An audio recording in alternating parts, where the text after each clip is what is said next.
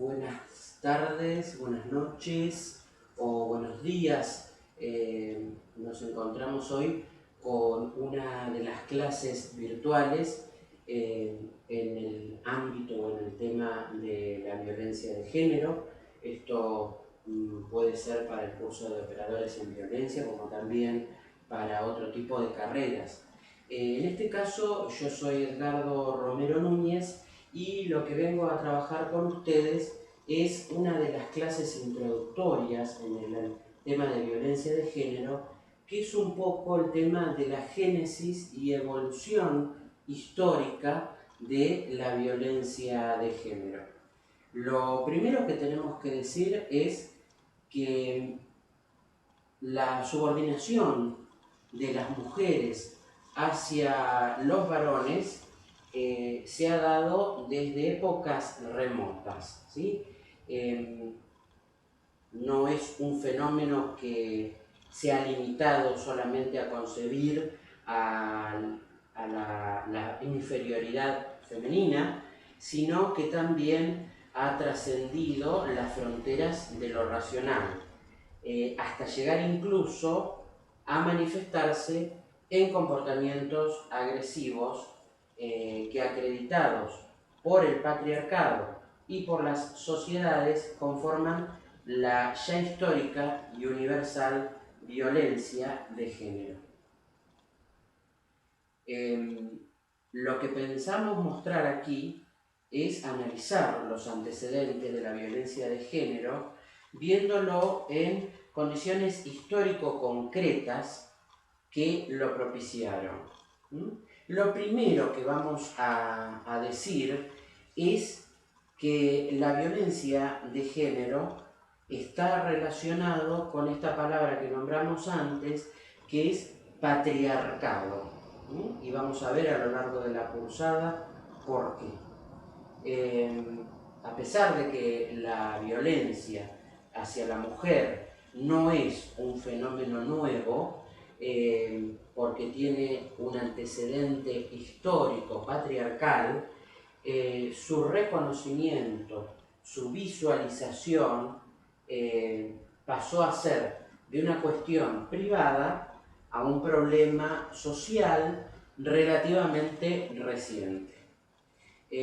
La mayoría de nosotros conocemos o hemos vivido en carne propia malos tratos en el entorno, pero se ha silenciado siempre bajo este aspecto de que es un asunto privado. Desde las épocas más remotas de la cultura humana se ha manifestado esta subordinación de las mujeres hacia los hombres. No se limitó, dijimos, a concebirlo como una inferioridad, dijimos, femenina, sino racional. Vamos a decir que la discriminación hacia la mujer representó la primera forma de explotación, incluso antes de la esclavitud. Para no olvidarme, les voy a dar esta comparación. Esta subordinación del hombre hacia la mujer, de la mujer hacia el hombre, es antes de la esclavitud. Cuando surge la esclavitud, podríamos decir que el vínculo es comparativo a este vínculo de subordinación de la mujer hacia el hombre, en el cual el esclavo viene a ser la postura o la posición que ocupa la mujer, y el propietario, ¿no?, el dueño, viene a ser la posición que ocupara el hombre. Luego vamos a ver de que en el periodo de la Edad Media cambia este rol de sometimiento al del siervo. El siervo es el dueño de las el que habita las tierras del señor feudal. Entonces el siervo viene a ocupar la posición del esclavo, que viene a ocupar la posición de la mujer. Y el señor feudal ocupa esta posición del dueño de los esclavos que ocupa el varón con respecto a la mujer. Y luego podríamos decir que este tipo de vínculo se repite en la revolución industrial con el obrero y el dueño de la fábrica. El obrero se somete al dueño de la fábrica como el siervo se somete al señor feudal, como el esclavo se somete al dueño y como la mujer se somete al varón. ¿Sí?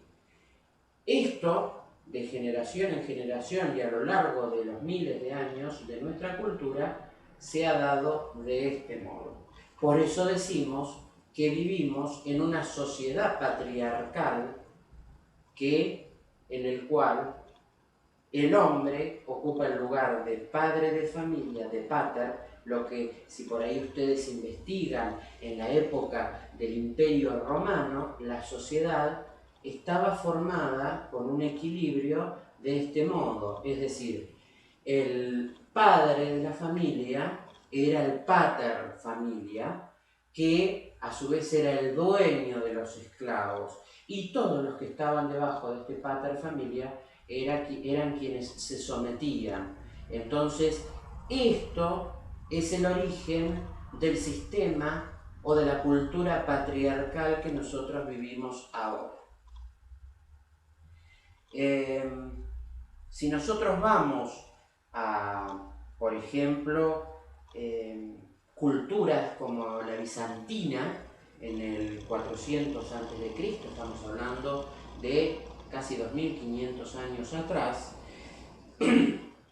se decía que el marido era como un dios y que la mujer tenía que adorarlo, y que ocupaba un lugar tan insignificante que ni siquiera tenía derecho a la herencia al fallecimiento de éste. Si vamos a la cultura hindú, vamos a ver que testimonios antiguos dicen que cuando la mujer enviudaba, era quemada junto al cadáver de su esposo. También vamos a decir que la mujer infecunda era repudiada, al igual que la que solamente daba hijas mujeres. En Irán y en Etiopía, el nacimiento de una mujer era una deshonra, siendo incluso este vocablo sinónimo de bajeza, debilidad y desgracia.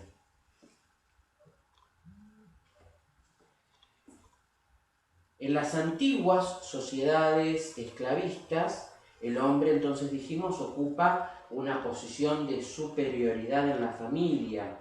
En Roma, dijimos, el pater familia tenía la autoridad sobre todas las personas con quienes convivía.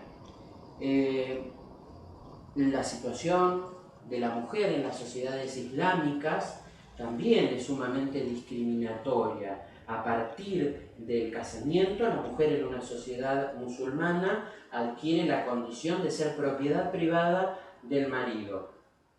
El Corán, de hecho, estipula, recomienda que es deber del hombre pegarle a la esposa rebelde, así como encerrarla perpetuamente a aquellas que son infieles, encerrarlas en sus casas.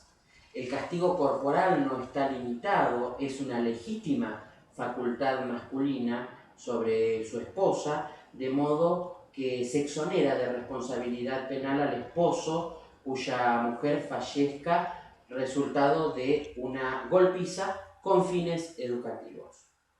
Esto es para que veamos cómo nuestra cultura, nuestra sociedad actual tiene un origen que se remonta hasta los principios de los tiempos, con casos que les nombré, pero lo que más por ahí queda claro en entender es esta comparación de relaciones, de vínculos, que es el pater familia en la sociedad romana con respecto a todos los que viven en su casa, que son súbditos, a el dueño de los esclavos con respecto a sus esclavos, al señor feudal con respecto a sus siervos, al dueño de una fábrica con respecto a sus obreros, y en la sociedad actual la vemos del hombre en sí hacia las mujeres.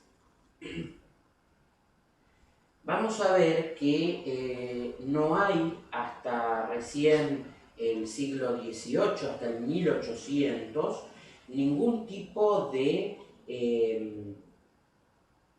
condena, de consideración como delito el maltrato hacia la mujer.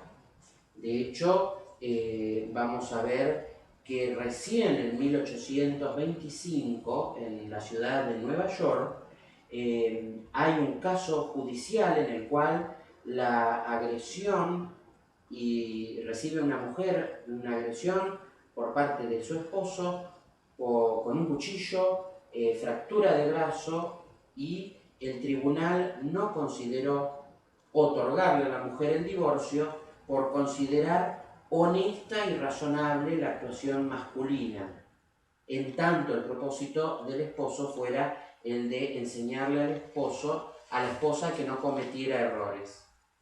A finales del siglo XIX, en 1882, en el estado de Maryland, en Estados Unidos, se da la primera ley para castigar el maltrato conyugal. Se imponía una pena de 40 latigazos o 1 año de prisión por al marido que cometiera maltrato o castigo hacia su mujer, pero inexplicablemente, luego, o realmente explicablemente diríamos, luego del sancionado el primer caso, inexplicablemente se quedó en la denuncia y no se puso en efectividad esta ley. Incluso fue luego derogada. En Inglaterra, en 1889, unos años después, se da una ley que es la de la vara. La ley de la vara significaba que el hombre podía pegarle a su mujer solo con una vara que no tuviera una medida mayor al pulgar, para evitar que así no la asesinara, ¿sí? Y para irnos a los tiempos más recientes, recién en 1990, vamos a decir que en los Emiratos Árabes se firma una ley que aprueba legalmente que se asesine a las mujeres que incurren en adulterio o deshonra. Es decir, que en este lugar específico las cosas siguen como hace 2000 años atrás. Después lo que tendríamos que ver nosotros es cuáles son aquellos espacios en nuestra sociedad que estimulan y han estimulado y estimulan y favorecen esta postura o esta visión patriarcal, es decir, esta postura que pone en inferioridad a las mujeres y en superioridad a los varones. Uno de ellos es la publicidad. Nosotros les vamos a pasar algunos links, algunos enlaces para que vean publicidades, para que vean que la publicidad, desde sus orígenes y hasta la actualidad, justifica y favorece esta violencia de género que luego se repite en la sociedad. ¿Por qué decimos que la publicidad lo favorece? Porque hay estereotipos de las mujeres en ella. Uno, vamos a decir que la mujer es mostrada en la publicidad como un ama de casa, como que es el único rol que puede ocupar, que involucra y hace a la mujer que todo gire, las tareas del hogar giren alrededor de ella y la mujer gire alrededor de las tareas del hogar y nada más. Entonces ahí es donde vemos las publicidades de artículos de limpieza, de cocina, de cuidado de los niños y de su marido que se encuentra trabajando. Otro estereotipo que vamos a encontrar es la mujer como un objeto sexual. Es decir, se muestra con ropa ligera, se muestra con su cuerpo escultural, dispuesto a satisfacer las necesidades del hombre que obtenga el producto anunciado. Y que por eso la clave del éxito se resume a un producto y a la mujer deseada. Otro estereotipo que vemos en la publicidad es poner a la mujer como un objeto decorativo, en el cual se promociona un producto y la mujer está como un objeto decorativo que nada tiene que ver tal vez con el producto. El ejemplo más concreto es una gomería, la goma y al lado una mujer sin ropa o semidesnuda promocionando una cubierta de auto. Y son justamente los principales roles entonces atribuidos a la mujer. Dijimos entonces como ama de casa, como objeto sexual y como objeto decorativo. La publicidad sabemos bien de que condiciona conductas, marca opiniones e influye en los consumidores, creando deseos y necesidades. Sin embargo, dicen muchos teóricos y estudiosos, han sabido ver la relación que existe entre la transmisión y difusión de estereotipos de la mujer y la reproducción de la violencia de género. Es decir, inconscientemente estos estereotipos fomentan la violencia de género en nuestra sociedad. Vamos a ver también que esta postura patriarcal de sometimiento hacia la mujer también la encontramos en las obras de arte. Les sugiero ver obras de, por ejemplo, El rapto de la Deyanira, que es una pintura anónima, están en el teórico, y por ahí de Rubens, obras de Rubens, en las cuales se muestra en muchas obras la mujer en una situación de ser raptada, ¿sí? Como un objeto de propiedad de aquel que las rapta.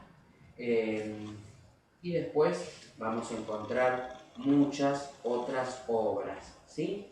Lo que esto implica, ¿no?, es justamente una primera aproximación de la violencia de género a lo largo de la historia y cómo influye la publicidad, el arte y también el cine en la violencia de género.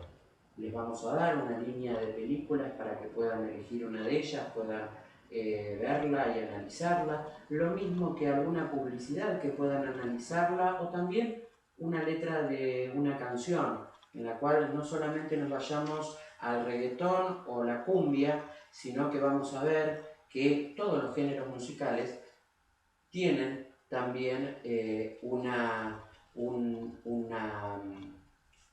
postura violenta hacia la mujer en alguna de sus canciones. Lo que les invito a ver también es de que esto que yo les decía al principio, la violencia de género ha sido visibilizada en los últimos años y no es casualidad que comience a ser visibilizada a partir de los movimientos de aquellas mujeres que han reclamado derechos. Por ejemplo, vamos a los movimientos feministas del finales del siglo XIX y principios del siglo XX, reclamando el derecho al voto, reclamando el derecho a ocupar puestos políticos y lugares de trabajo que históricamente eran atribuidos a los hombres. Veamos que junto con el nacimiento de estos movimientos de mujeres de reclamo de derechos, comienza a visibilizarse la violencia de género en nuestra sociedad.